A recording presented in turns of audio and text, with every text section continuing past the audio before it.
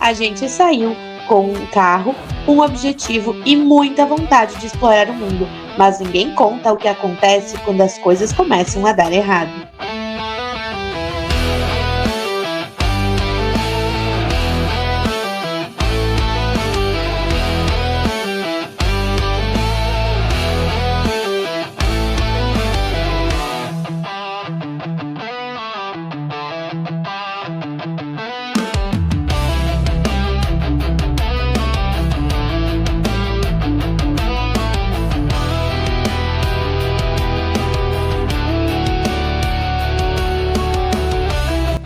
Se você acha que viajar de carro pela Patagônia é só paisagem bonita, deixa eu te mostrar o outro lado da história. Foram 20 dias saindo de Carlos Barbosa na Serra Gaúcha e no meio do caminho a gente enfrentou situações que mudaram o nosso roteiro.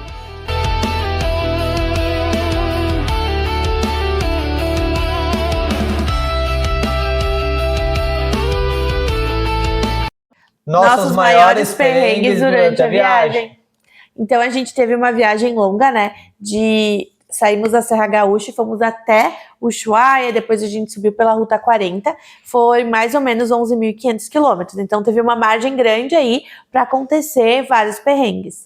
Exatamente. Fora isso, né, tem as estradas lá, não tem internet, não tem posto de combustível, tem muitos quilômetros sem nada. Então, Isso. Se por acaso tu ficar empenhado, literalmente tu fica tu e mais tu, e daí vai depender de alguém parar no caminho para estar te ajudando. Então é meio complicado aí nessa parte. Isso. Por mais que nós nos organizamos muito e a gente pesquisou muito, né? Eu acho que a gente conseguiu diminuir os perrengues, né? Talvez se a gente não tivesse preparado tanto, os perrengues iam ser maiores e iam ser outros. Então, realmente aconteceram os perrengues, a maioria deles foi perrengues inevitáveis que a gente não tinha controle sobre a situação e ia acontecer de qualquer jeito, né? Então, não tinha como nos prepararmos antes. Aconteceu. Que durante a viagem também tu vai conhecendo os lugares, tu vai vendo que tem alguns detalhes na viagem que faz diferença, que daí, tipo, que nem nós tivemos, o primeiro perrengue que nós tivemos foi a questão do dinheiro, o saque do dinheiro. Esse, no caso, poderia ter sido evitado. Bom. Então, nosso primeiro perrengue foi o dinheiro. A gente se programou, a gente chegou na Argentina no domingo, a gente se programou para sacar o dinheiro e ir atrás de dinheiro na segunda. E daí nós fomos em várias casas que tinha em marcação, né? Que teve a marcação na internet ali para retirar o dinheiro. Só que chegando lá, primeiro não tinha dinheiro. Segundo, não trabalhava mais. Terceiro, estava fechado. Então, quarto, nós fomos num outro lugar lá que até tinha, mas daí o pessoal não sabia fazer. Daí eles mandaram em um outro lugar, que daí era o dono que controlava ali, que ele tinha, inclusive o dono tinha essas duas lotéricas.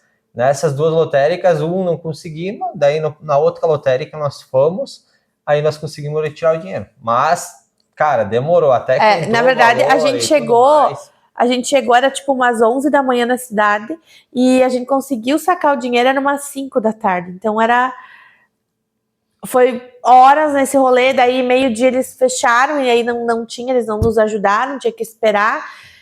Então, foi um rolê que a gente não gostou, então a gente resolveu economizar o dinheiro e tudo que dava para pagar no cartão, a gente pagou no cartão para não usar e só nos lugares essenciais, né? A gente usou dinheiro. Só que eu não sei também se daqui a pouco sacar mais dinheiro uma única vez, talvez seria uma saída para não precisar pagar as taxas do cartão. Talvez seria algo a se pensar, né? De quando for sacar, passa esse rolê uma vez só, né? E saca, talvez. Não sei, isso é uma coisa que para a próxima expedição, para nossa próxima viagem, a gente tá pensando em ver bastante, até a questão do cartão, ver outro cartão que não tenha tantas taxas. Isso, vamos falar sobre isso.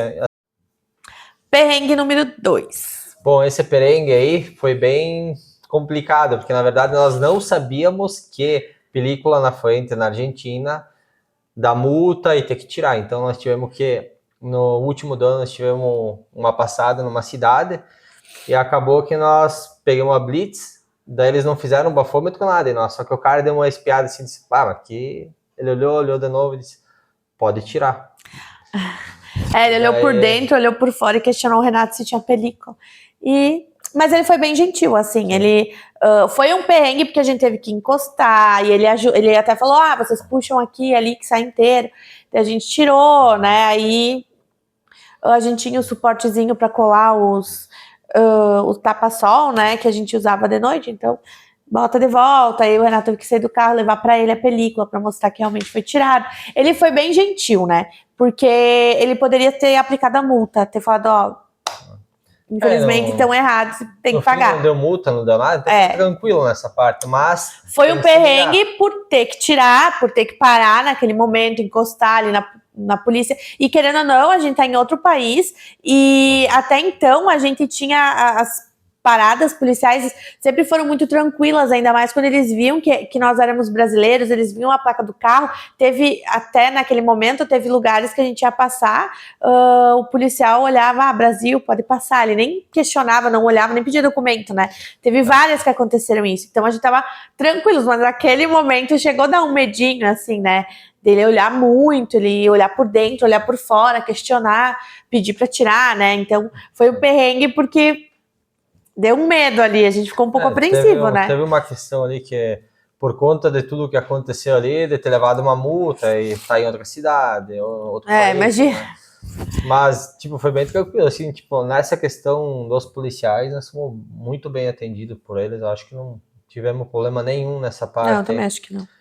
Eles foram bem tranquilos, né? Não, por isso, nada desse negócio de que eles pegam e dão multa, coisa assim, nós não tivemos esse problema, tá? Perrengue número 3.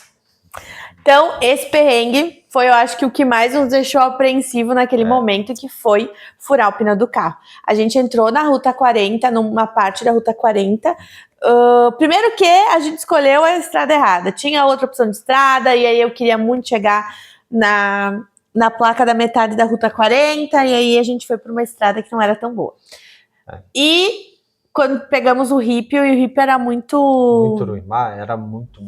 Era pior que o 73 malditos. Para vocês terem uma ideia, nesse Rípio tinha um cara lá que tinha furado os 2 pneus.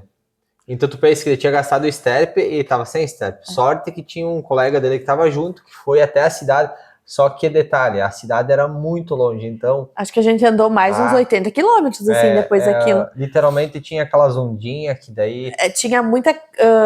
canaleta? Que diz? Não sei. Aquelas ondinhas que daí começa a tripudar tudo. O tempo inteiro era dentro do carro. E aí, com nós, por exemplo, furou o pneu, o Renato não viu que furou, porque era muito abatido o tempo inteiro, então não fez menção de que furou o pneu. Pouco mais pra frente, o Renato deu conta de que o pneu estava furado. Porém... o pneu do estúdio, até nós temos um vídeo no Eu vou botar a imagem aqui. Aqui, ó. Bota no meio. Vou botar a imagem aqui de como ficou o pneu do carro, da caminhonete. Ficou... Quando eu olhei no vidro, assim, eu disse, meu Deus, moeu o pneu.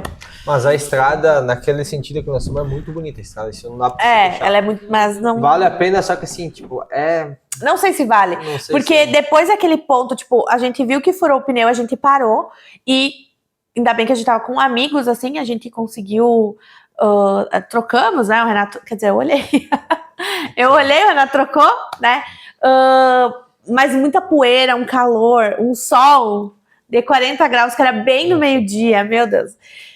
E passou, conseguimos, né? Só que mais pra frente, foi logo depois assim, que a gente trocou o pneu e saímos, a gente viu o cara que tinha furado 2 vezes. Mais pra frente tinha mais carros com o pneu furado. Mais pra frente ainda, depois de uma curva que a gente fez, tinha uma mulher sozinha. Daí a gente até parou, né? Disse que queria ajuda, ela disse que ela tava com o marido. E também aconteceu isso, né? De furar os 2 pneus, não tinha step. Não, ele já tinha usado o step e não tinha outro, né? E aí o marido pegou carona, eu acho, não sei. Ele pegou carona. E foi atrás de resolver e ela ficou. Mas e daí, olhando tudo isso, o que tu pensa? Eu vou a 10 por hora. Vai que eu furo o pneu de novo e daí o que vai ser? Então, tipo, nós fomos muito devagar. Então, nós demoramos uma eternidade para fazer 80 km de estrada de chão. Isso. 80 ou 90, agora não. E nós estávamos muito apreensivos de, meu Deus, a gente viu 2 carros com 2 pneus furados. A gente pensou, meu, se furar de novo... Tomou ferrado. Não tem o que fazer.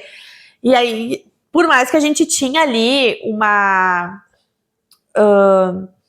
uma ajuda, né? A gente tinha amigos, então se furasse o nosso pneu, eles teriam como ir buscar ajuda, enfim. Mas, mesmo assim, o nosso sentimento era de apreensão, porque era no meio do nada, não tinha nada em volta, eram 80 quilômetros pra frente ainda, a gente já tinha andado um monte. Sim. Sem literalmente nada, não tinha posto, não tinha casa, não tinha nada. E aí...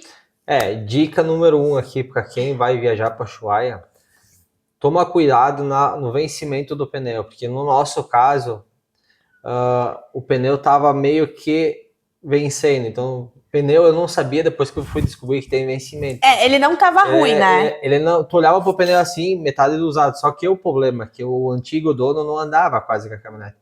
Então, o pneu já tava vencido, daí ele fez o que? Ele começa a rachar.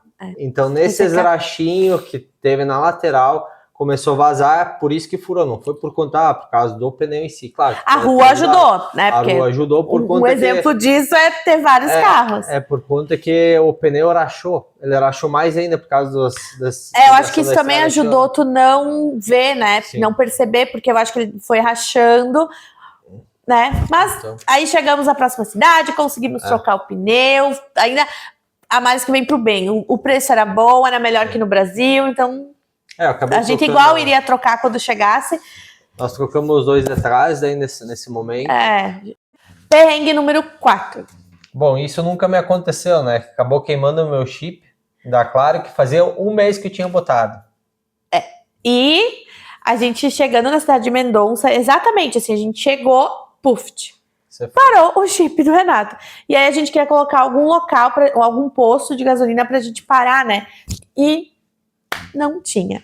Aí o Renato conseguiu, guiando, indo pra fora, assim, da cidade, e conseguimos parar num parque que tem em Mendonça. E aí lá a gente tentou mexer, tiramos o chip, recolocamos, colocamos no meu celular e...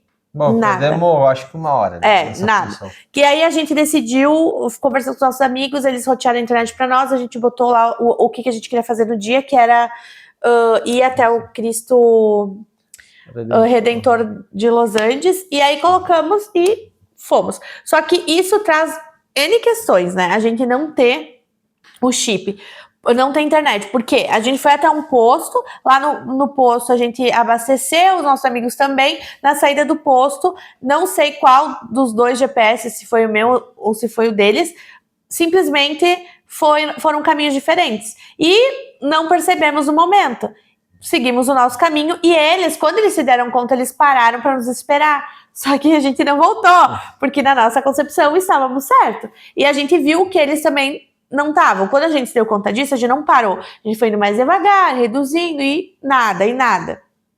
Então gerou todo um transtorno porque a gente não tinha internet, a gente não tinha nenhuma conexão até a gente conseguir encontrar um posto, parar e mandar uma mensagem para eles. Então é muito importante, a gente não pode ficar sem internet, sem uma conexão nesses momentos. A gente precisa ter.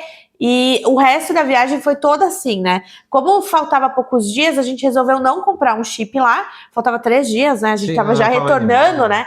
Então a gente resolveu não. Então a gente baixava o mapa offline pra gente conseguir ir até os lugares. Só que outra coisa, aconteceu mais vezes a gente se perder, né? Sim, porque na verdade quando tu abaixa o mapa offline, se porventura tu bater no celular e sair, vai perder tudo. Então aconteceu com nós. E tipo, sai tudo, aí tu perde todo. Aí a gente tem que esperar o próximo posto para conseguir conectar o Wi-Fi. Então não é viável. Tanto que na nossa volta, quando a gente chegou, o último dia que a gente saiu do hotel em Rosário e viemos em direção ao Brasil, passamos a fronteira, a gente, na hora de sair do hotel, houve um problema com os nossos amigos, eles não conseguiam passar o bilhete na cancela, não lia, porque tava chovendo, acho que deve ter molhado. Sim. E aí a gente foi, e aí quando a gente se deu conta que eles não estavam, a gente tentou voltar, voltamos até o hotel, eles não estavam mais, e...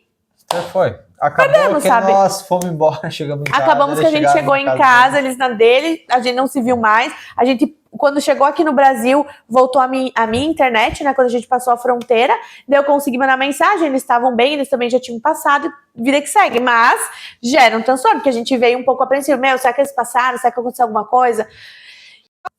Quinto e último perrengue, graças a Deus. O que aconteceu? mais pneu furado. Mais pneu furado. No mesmo dia em que o chip queimou, o pneu fura novamente. Não o pneu novo, o velho. Então a gente já tinha passado, a gente já veio de um dia anterior cansativo e com perrengue. Mais perrengue sem internet, sem chip, né? Seguimos, fomos fazer o passeio, nos perdemos dos nossos amigos, aí já deu um transtorno também. Toda aquela função. Então assim, olha, Já o final da nossa viagem foi punk, né? O final não foi fácil, mas enfim, faz parte da viagem, né? Então nada é 100%. Enfim, fomos lá, tava lindo, foi muito lindo o passeio. Na última parada, quando estávamos retornando para Mendonça, Depois de descer o Cristo de Los Andes, chegamos lá embaixo. a gente chegou na Ponte de los Incas. O que tinha? Pneu furado. Pneu furado. E justamente na lateral tava vazando. Um pouquinho, mas era o suficiente para desvaziar totalmente o pneu. Vai nós, vai o Renato e troca o pneu. Trocamos o pneu. A sorte é que, olha como é importante, gente.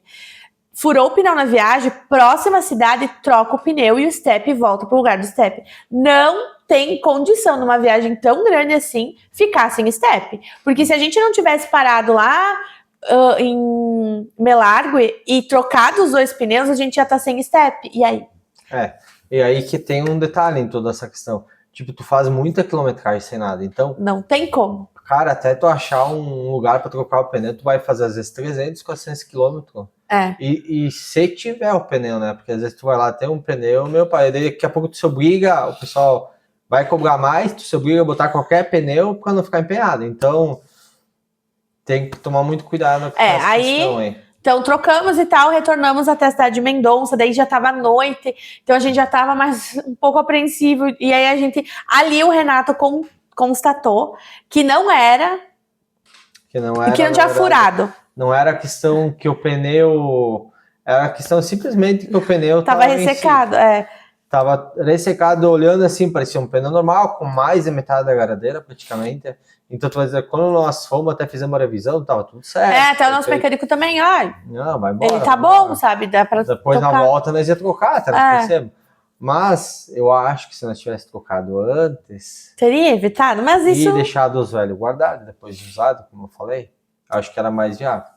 Então, acho que é um conselho que, quando tu faz uma viagem tão longa... Há males que vem para o bem. As 2 vezes que a gente trocou, que a gente trocou os 4 no final, né? Acabou trocando os 2 primeiros, depois os 2 da frente. A gente conseguiu um preço muito bom, melhor do que aqui no Brasil. A gente conseguiu economizar, né? O que a gente teria gastado aqui, acho que uns R$1.000 a gente economizou. Entre os 4, entre sim, os porque 4, no fim, quando eu descobri que era por conta... Mesmo com a taxa do cartão, assim, não foi algo assim que a gente conseguiu economizar. E aí, voltando pra história, que a gente sai, desfoca. Aí a gente voltou pra cidade de Mendonça e só no dia seguinte, e aí também vai a saga, a gente viu várias marcações, a gente dormiu num posto e a gente pegou o Wi-Fi deles. Então tinha várias marcações, né, de borracharia. Só que a gente ia pra trocar e a gente pesquisava o preço e tal, né. Daí a gente conseguiu ir numa da Pirelli, né. Eles só tinham da Pirelli. Não era uma borracharia que fala, ué? Era borracharia, mas não, era só da Pirelli que tinha uma marca. Só tinha Pirelli. E daí o que me chamou a atenção que tipo, a diferença de valor para uma para outra é muito grande, então vale a pena pesquisar muito. Isso. Aí até a primeira que foi, até era um valor abaixo do que o que a gente pagou, né? Só que a gente não sabia a marca, não era uma marca conhecida, não era algo que a gente tinha certeza daquele pneu, né?